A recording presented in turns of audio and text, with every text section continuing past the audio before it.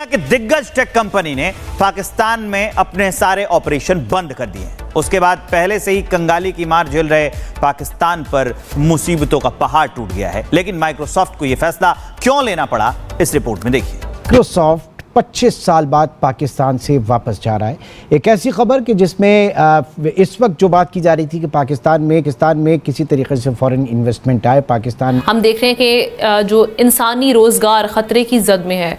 पाकिस्तान में सॉफ्टवेयर की मशहूर कंपनी माइक्रोसॉफ्ट ने 25 साल बाद अपना नुमाइंदा दफ्तर बंद कर दिया है। कंपनी ने कहा कि सर्विसेज बदस्तूर जारी रहेंगी, मगर ऑपरेशनल मॉडल तब्दील हो रहा है।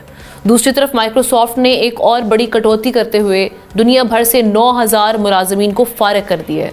2025 में ये तीसरी बड़ी छांटी है। मे की अगर हम बात करें तो उसमें भी 6000 नौकरियां ख़त्म की गई। कंपनी $80 अरब से जायद सरमायाकारी कर रही है। क्या हुआ कि साहब माइक्रोसॉफ्ट पाकिस्तान क्यों बंद करके चला गया?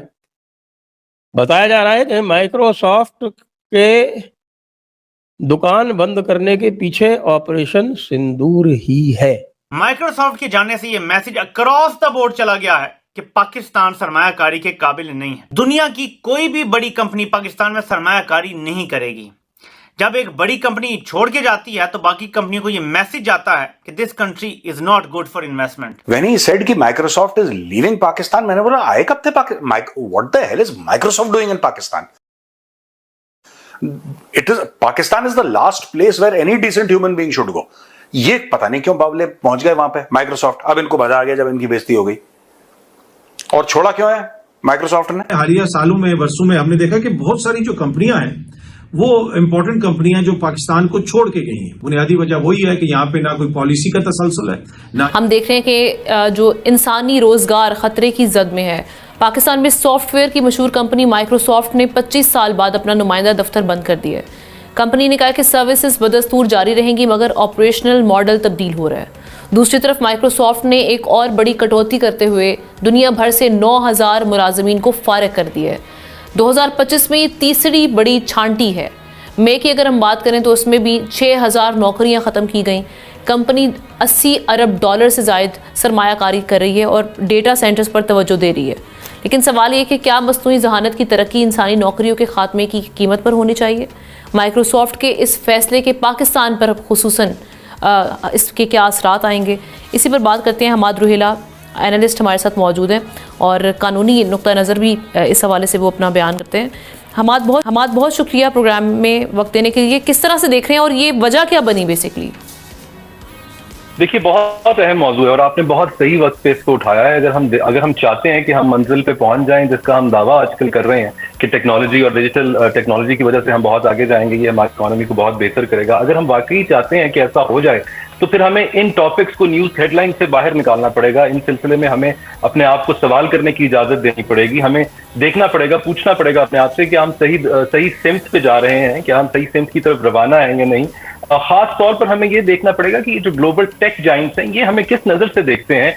क्या इनकी नजर में हमारे रेगुलेटरी एनवायरनमेंट, हमारा कमर्शियल एनवायरनमेंट क्या इस काबिल है कि इसमें इन्वेस्ट किया जा सके या ना किया जा सके? क्योंकि वो जो हमारे बारे में सोचते हैं वो ज्यादा जरूरी है बजाय इसके कि हम अपने बारे में क्या ऐलानात करते रहे हैं, क्या ऐलानात करते जा रहे हैं और क्या चाहते हैं कि लोग हमारे बारे में क्या सोचें। आपने जैसे जिक्र किया माइक्रोसॉफ्ट की, एक तरफ हम बात देख रहे हैं कि वो इस वक्त मुल्क छोड़कर जा रही है। इसी तरीके से करीम का पिछले दिनों हमने देखा था कि मुल्क छोड़कर जा रही है। लेकिन दूसरी तरफ हमने ये भी देखा है कि स्टारलिंक जैसी कंपनीज, वन वेब जैसी कंपनीज, शंघाई स्पेस कॉम जैसी कंपनीज भी हमारे मुल्क में बहुत इंटरेस्ट ले रही हैं और बड़ा प्रोएक्टिवली हमारे रेगुलेटर्स के साथ लाइसेंस लेना चाहती हैं। तो फिर ये बात तो जरूर मुझे लगता है कि कहना हमें चाहिए कि जितना हमें बताया जाता है अक्सर जो है उसको कितना इससे फ़ायदा था। क्योंकि जो नंबर्स इस वक्त हमारे सामने जो कोट किए जा रहे हैं मुख्तलिफ न्यूज़पेपर में और स्टोरीज़ में, वो ये है कि जनाब पाकिस्तान में इनकी जो इन्वेस्टमेंट थी, एक तो सबसे पहले ऑफिस यहाँ पर था और दूसरा ये कि जो रेवेन्यू यहाँ पर जनरेट हो रहा था पाकिस्तान से, दैट वाज ऑलमोस्ट $50 मिलियन, यानी $5 लाख, जो कि उनके ग्लोबल रेवेन्यू का 0.018% यानी आधे फीसद से भी कम है। तो इस एक खबर का असर, जो एक इमेज सामने आया, वो यह कि इसको मुख्तलिफ चीज़ों से जोड़ा गया कि जनाब वो कंपनी भी जा रही है, वो स्टार्टअप भी जा रहा है और पाकिस्तान में इस वक्त जो है वो बहुत बुरे हालात हैं।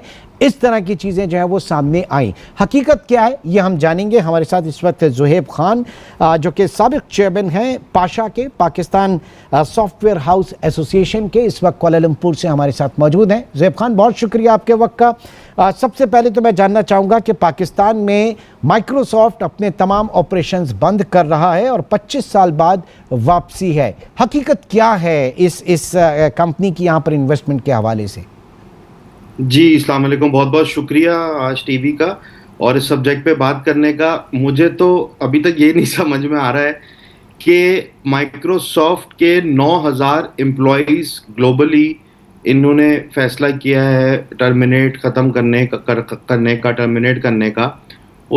उसमें से पाकिस्तान के इनके लेज़ॉन ऑफिस में कोई 3-4 एम्प्लॉइज़ हैं और हमेशा प्लस माइनस इतने ही रहे हैं। तो माइक्रोसॉफ्ट जो जिस मुल्क में प्रॉपरली था ही नहीं, तो वो जाने का कोई सबक बनता नहीं है अगर वो यहाँ पे अपने 2-3 रिमोट रिसोर्सेज को फारिग कर रहे हैं। 1, 2, माइक्रोसॉफ्ट पाकिस्तान में 90s में according to security and exchange commission registered हुआ है। वो अभी तक यहाँ पे एज अ रजिस्टर्ड टैक्स थे ही नहीं यहाँ पे, और अगर वो होते तो एफबीआर के पास डेटा रिकॉर्ड होता कि अगर वो $46 मिलियन का सालाना पाकिस्तान से रेवेन्यू कर रहे हैं और 20 साल प्लस यहाँ पर हैं, तो तकरीबन $1.2 बिलियन तक का टोटल वो बिजनेस कर चुके हैं। तो अपने प्रॉफिट का कितना हिस्सा उन्होंने टैक्स पाकिस्तान में दिया। तीसरी चीज़ कि वो अपने पार्टनर्स के थ्रू, डिस्ट्रीब्यूटर के थ्रू यहाँ काम करते हैं और मुझे नहीं लगता कि वो काम रुकेगा, क्योंकि हेलो नमस्कार दोस्तों, आप लोग कैसे हो? आशा करता हूं दोस्तों आप लोग अच्छे होंगे।